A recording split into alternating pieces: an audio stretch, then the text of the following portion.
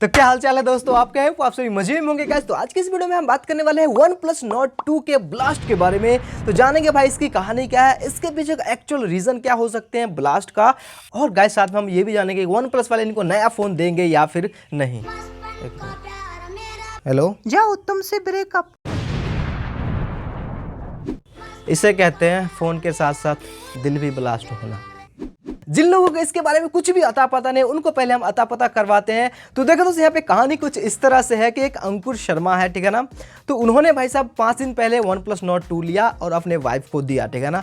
तो उनके वाइफ ने भैया यहाँ पे 4 दिन यूज़ करा और उसके बाद वो सवेरे सवेरे उठी और अपना साइकिलिंग लेके, मतलब साइकिल लेके और साइकिलिंग पे चल पड़ी, या फिर कहीं भी जा रहे होंगे, मुझे ये चीज़ नहीं पता है। वैसे मॉर्निंग में 6 बजे भाई साहब साइकिलिंग करने ही लोग जाते हैं, तो वहाँ पे वो लोग जा रही थी, ठीक है ना। अब उनका बैग में भैया था OnePlus Nord 2। अब OnePlus Nord 2 था उनका बैग में, तो भाई साहब बैग से आया धुआं आने के बाद आपको पता है भाई फ़ोन जो है वो यहाँ पे ब्लास्ट हो चुकी थी, जी हाँ। तो उसकी वजह से भाई साहब वो डर गई और उसकी वजह से एक्सीडेंट भी हो गया उनका, ठीक है ना। अब उनका कुछ फिजिकल नुकसान हुआ या फिर नहीं हुआ मुझे नहीं पता है, ठीक है ना। बट यहाँ पे फ़ोन तो ब्लास्ट हो ही गया है और ऑब्वियसली कोई भी बंदा डर जाएगा तो वहाँ पे एक्सीडेंट वगैरह हो जाएंगे, ठीक है ना। तो ये सारी दोस्तों यहाँ पे कहानी हुई। उसके बाद वहाँ पे उनके हस्बैंड ने क्या करा, जो अंकुर शर्मा है, उन्होंने ट्विटर पे भाई साहब यहाँ पे ट्वीट डाला OnePlus को टैग करते हुए कि भाई साहब तुम्हारा फ़ोन लिया था हमने 5 दिन पहले और तुम्हारा जो है वो 5वें दिन ही फ़ोन फट गया है, ऐसे ऐसे जो है घटना हुई और फ़ोन फट गया, ठीक है ना।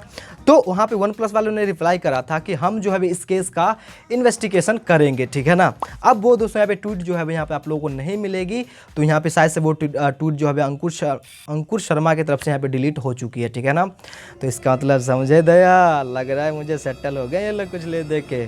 दरवाजा तोड़ दिया सर। यही तो नहीं तोड़ना था दया, बहुत बुर्बक वाले काम करते हो तुम।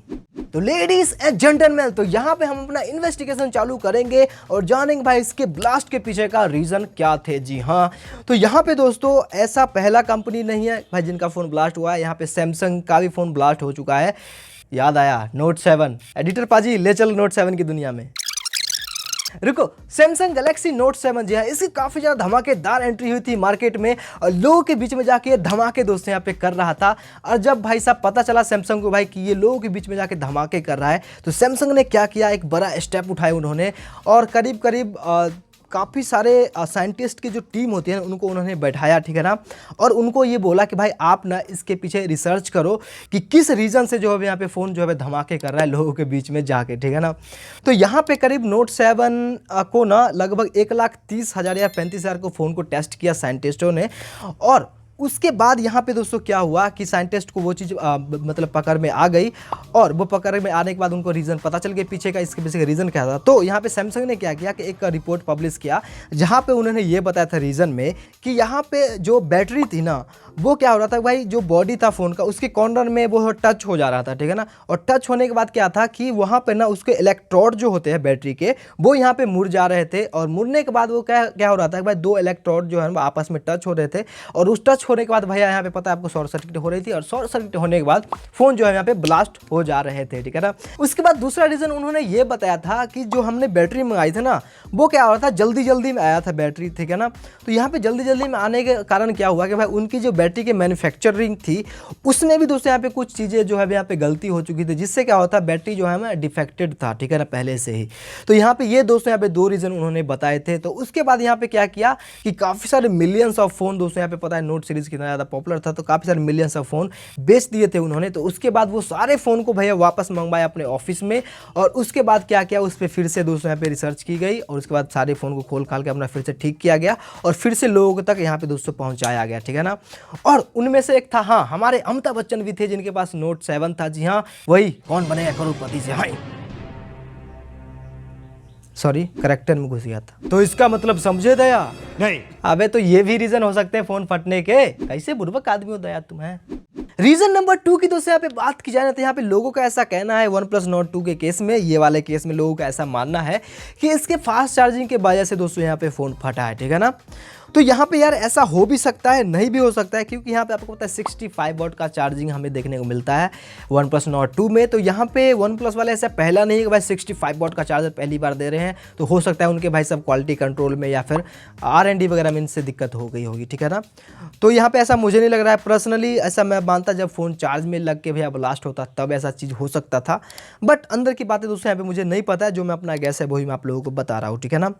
और यहाँ पे वैसे तो अगर एक इशारा देखा जाए साइंटिस्टों की तरफ, तो यहाँ पे उनका भैया आपको पता है काफ़ी सारे रिसर्च पे उन्होंने ये बताया है कि बैटरी फास्ट चार्जिंग की वजह से भाई उनका लाइफ तो ख़राब होता ही है, साथ में यहाँ पे फटने वगैरह के भी यहाँ पे चांसेस मतलब जो चांसेस है वो यहाँ पे काफ़ी ज़्यादा बढ़ जाते हैं।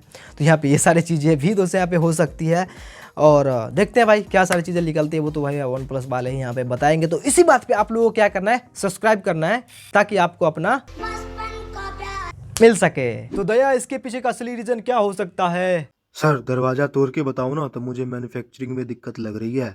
वेल डन दया, तुम्हारी सैलरी बढ़ गई दया। तो अब यहाँ पे एक और सीन याद आता है हमें कि आखिर इनको भैया फ़ोन एक नया मिलेगा या फिर नहीं मिलेगा, ठीक है ना। तो देखो दोस्तों यहाँ पे वन प्लस वालों ने क्या कहा था, भाई हम इसके पीछे इन्वेस्टिगेशन करेंगे, भाई किसकी गलती है, यूज़र की गलती है या फिर यहाँ पे वन प्लस वाले की गलती है, ठीक है ना। मेरे तो सारी निगाहें जो है ना वो भैया उसी की तरफ इशारा कर रही है, मतलब जो वन प्लस वाले उसी की तरफ, भाई उनके ही मैन्युफैक्चरिंग में कोई दिक्कत यहाँ पे हुई होंगी, ऐसा मेरा मानना है। ये आपको पर्सनली नहीं लेना है, ठीक है ना। आपका जो भी मानना नीचे कमेंट में जरूर से बताना, ठीक है ना। तो यहाँ पे यार मेरा ऐसा मानना है, तो अगर भाई साहब उनकी दिक्कत हुई तो वो तो ऑब्वियसली फ़ोन तो देंगे ही, साथ में जो हर्जाना है जितना वो लोग क्लेम करेंगे तो वो भी उनको देना पड़ेगा कंपनीज़ को, ठीक है ना। जो भी मतलब लीगल चीज़ें होती है वो उनको करना पड़ेगा। तो ये सारी दोस्तों यहाँ पे चीज़ें हैं। तो आप लोगों को क्या लग रहा है नीचे कमेंट में जल्दी से अपना दिमाग भैया दौड़ाओ और लिख दो, और चैनल पर प्लीज़ सब्सक्राइब जरूर से कर देना। अगर आप लोग वन प्लस नॉट 2 वाले किस तरह से लोगों को मैनिपुलेट करते हैं तो यहाँ पे आप लोग क्लिक करके देखें और इस वाले गोले पर दबा के सब्सक्राइब कर ले। बाय।